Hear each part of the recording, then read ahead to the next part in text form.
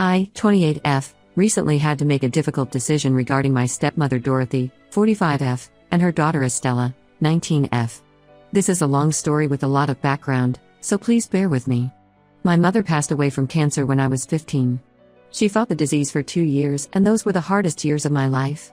I watched my vibrant, loving mother slowly fade away while my father and I tried to keep our family together. After she passed, my father fell into a deep depression. He started drinking heavily and barely kept his job. I basically had to grow up overnight, taking care of both myself and him. Things started to improve when my father met Dorothy at a work conference when I was 17. She was newly divorced with a 9-year-old daughter, Estella. Dorothy seemed to bring my father back to life. He stopped drinking, started taking care of himself again, and for the first time since my mother's death, I saw him smile genuinely. They dated for about 6 months before getting married. It was quick, but I was just happy to see my father healing.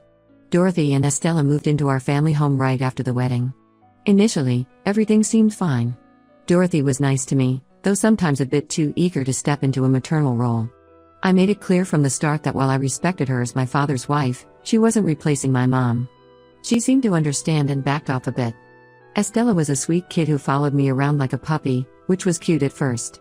I moved out for college shortly after they moved in, but I came home regularly to visit. The house started changing gradually, new furniture, different paint colors, rearranged rooms. I understood that Dorothy wanted to make the space her own, but she always consulted with my father and me before making any major changes, which I appreciated. The dynamic shifted when I was in my junior year of college. Dorothy suggested we have a garage sale to clear out some old stuff. She said the house needed decluttering, and my father agreed. I came home to help sort through things. During this process, I noticed some of my mother's belongings were missing, small things at first, like her favorite coffee mug and some books. When I asked about them, Dorothy said they must have gotten mixed up with the garage sale items accidentally. Then came the big move 5 years ago. My father got a promotion that required renovating his home office, which meant clearing out a lot of storage space. Dorothy took charge of the reorganization. After the renovation, I couldn't find many of my mother's things, her clothes, jewelry, photo albums, and personal items. Dorothy told me and my father that during the chaos of moving things around, several boxes were accidentally sent to donation centers. She acted devastated, saying she had tried to track them down but couldn't. I was heartbroken. These weren't just random possessions, they were my last tangible connections to my mother. Her wedding dress that I dreamed of wearing someday. The handwritten recipe book filled with family secrets passed down through generations. The pearl necklace my grandfather gave her on her 16th birthday. The photo albums documenting my childhood. Dorothy apologized profusely, and my father, though sad, told me we needed to accept it and move forward. Life went on, but I never fully got over losing those items. Every time I visited home, I felt like my mother's presence was being slowly erased. Dorothy redecorated my mother's garden, painted over the growth chart marks on the kitchen wall, and replaced all the family photos with new ones of her, my father, and Estella. Still, I kept quiet because my father seemed happy. Last month, everything changed when my father had a severe heart attack. He collapsed at work and was rushed to the hospital. As his only child and next of kin, I took emergency leave from work to handle his affairs while he was in intensive care. The doctor said he needed surgery and would be hospitalized for at least a few weeks. While organizing his paperwork at the house, I needed to find some old insurance documents that my father said were stored in the attic. I hadn't been up there in years, it was mostly used for holiday decorations and old furniture. As I was searching through boxes, I noticed something odd behind a stack of old moving boxes, several large black garbage bags. I opened one bag and felt my world stop. Inside were my mother's clothes, still on their hangers, including her wedding dress. Another bag contained photo albums. A third had her jewelry box, still full of family heirlooms. Everything that was supposedly lost during the move was there, stuffed into garbage bags and hidden away like trash.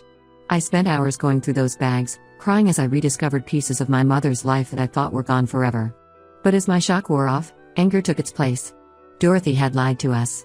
She deliberately hid these things, watching me grieve their loss for years without saying a word. I drove to the hospital, where Dorothy was staying with my father. I asked to speak with her privately in the hallway.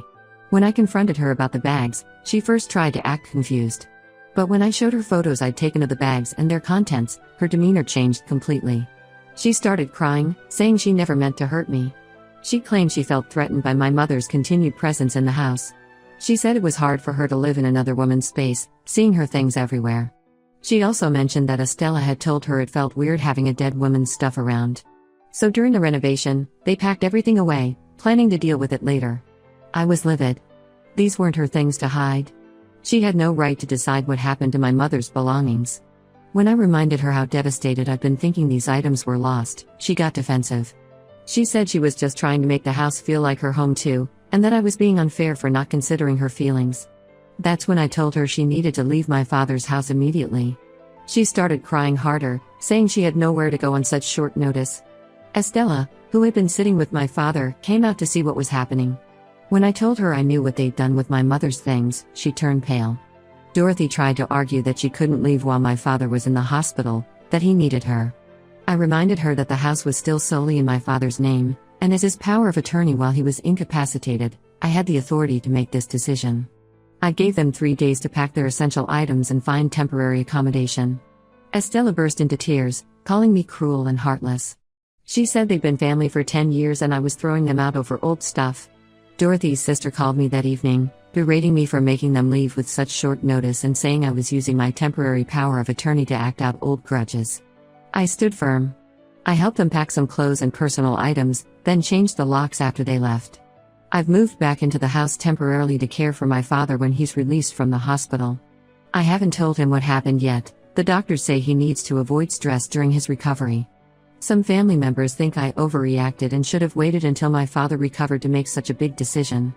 They say I'm being vindictive and that Dorothy's actions, while wrong, don't justify making her and Estella homeless.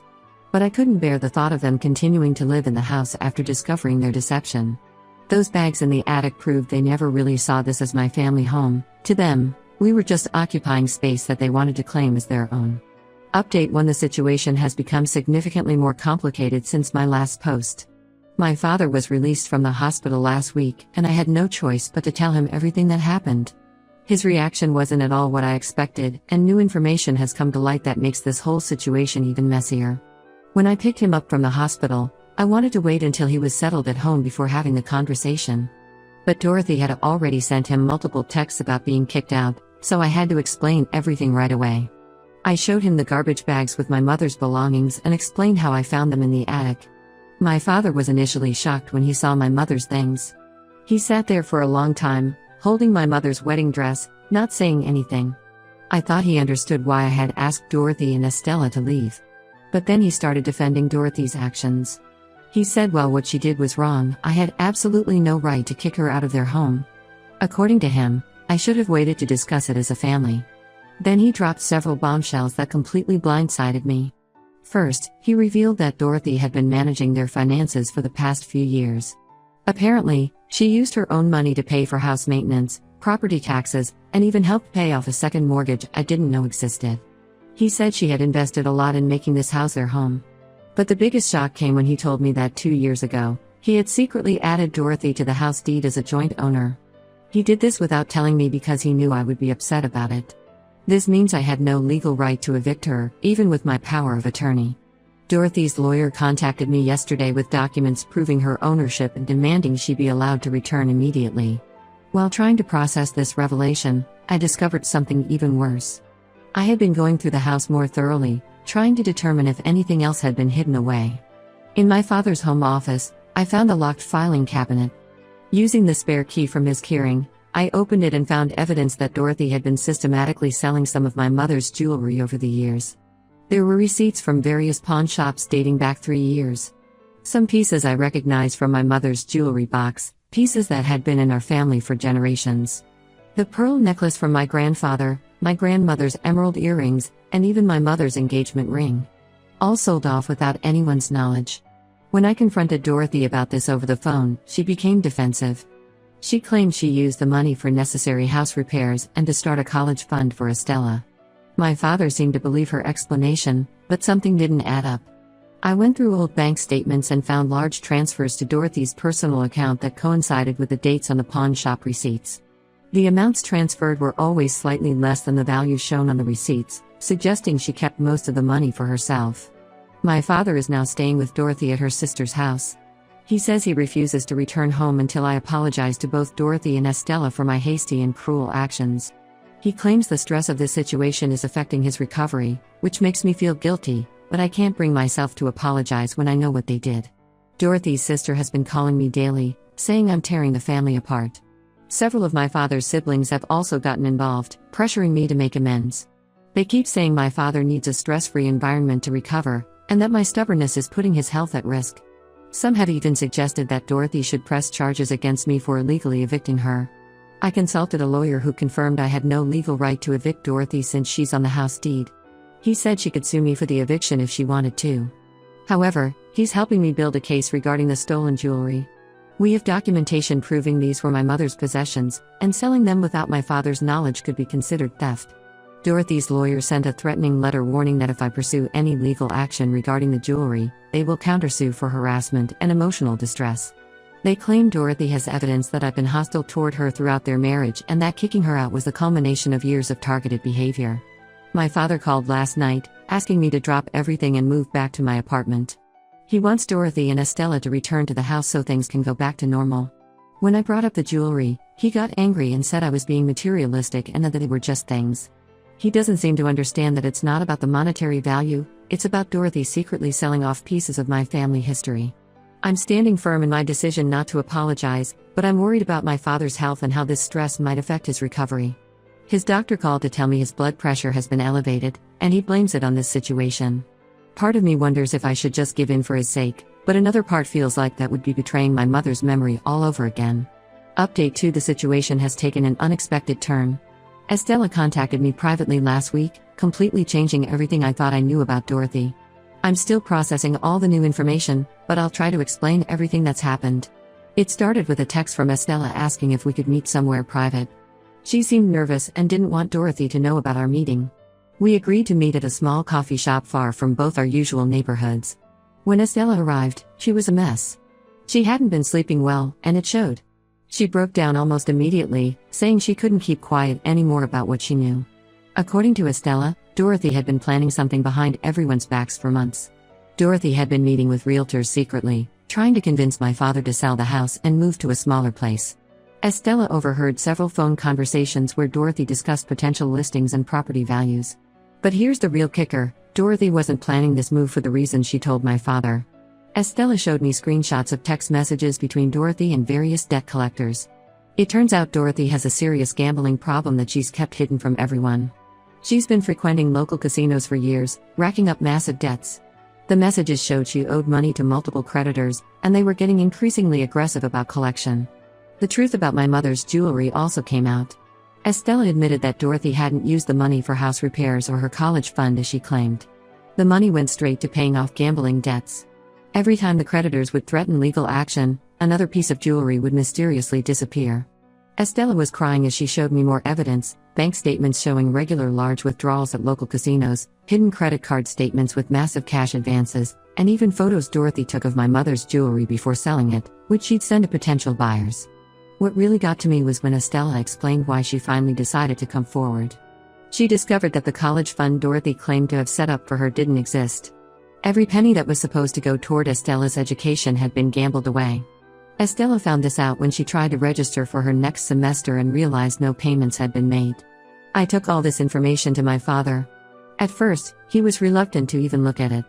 He kept saying I was just trying to turn him against Dorothy. But when I showed him the evidence Estella provided, especially the bank statements showing regular withdrawals at casinos matching the dates of the jewelry sales, something finally clicked. My father spent hours going through everything. He called the bank and discovered Dorothy had opened several credit cards in their joint names that he knew nothing about.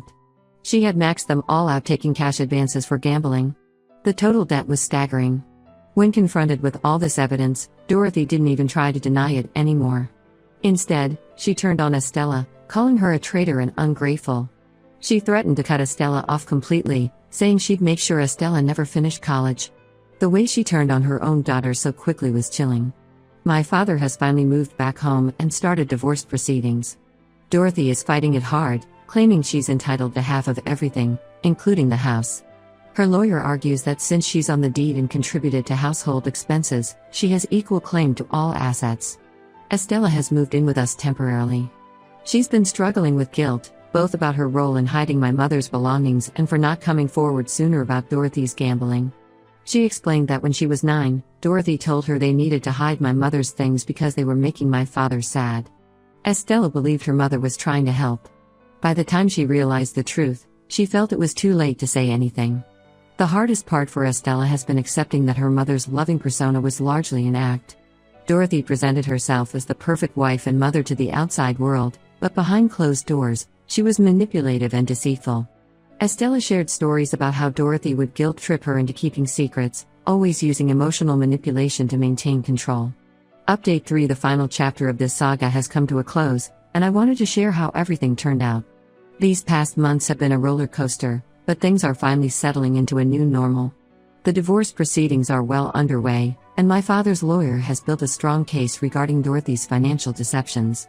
They discovered even more unauthorized credit cards and loans than we initially thought.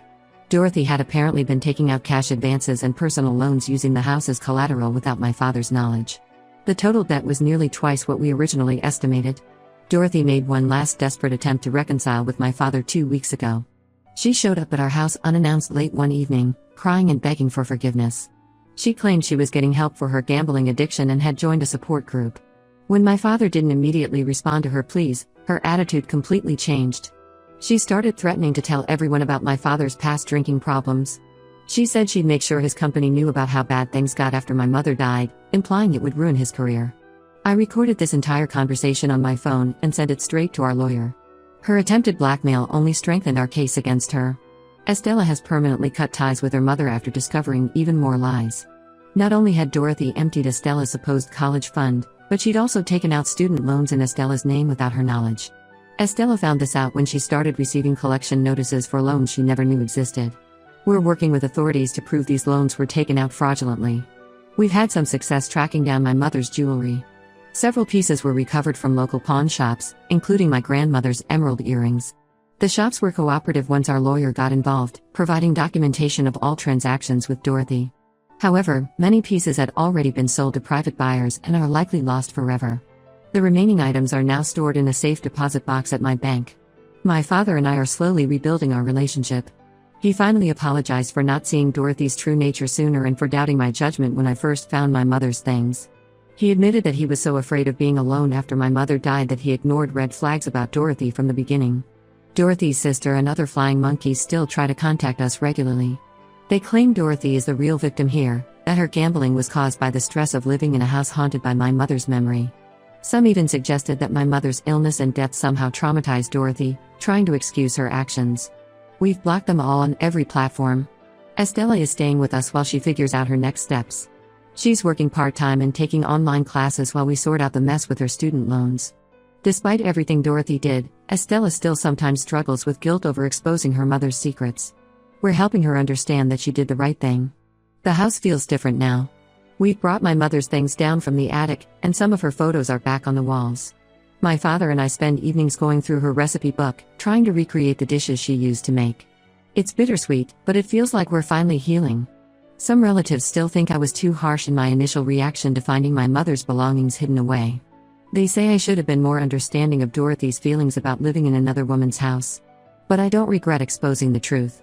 Sometimes the kindest thing you can do for yourself is to stop setting yourself on fire to keep others warm.